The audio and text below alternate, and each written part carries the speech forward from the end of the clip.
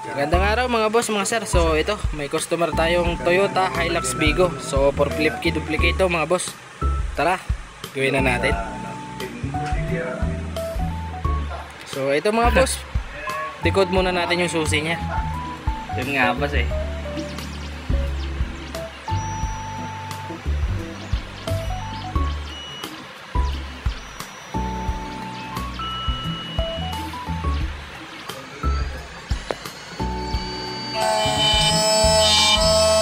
Ito mga boss, pinaputol na natin yung bago.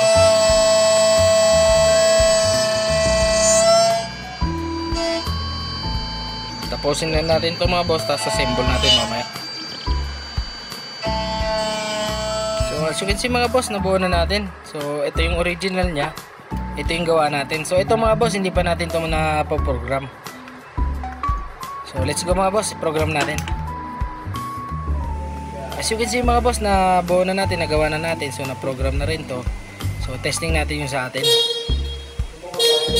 Then yung sa kanya rin.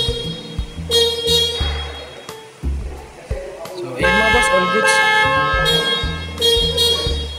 So testing natin, try natin start mga boss.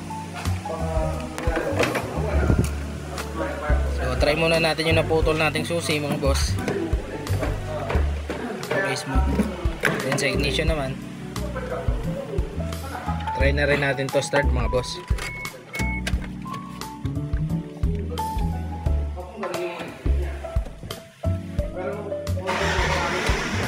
Mga boss, one click.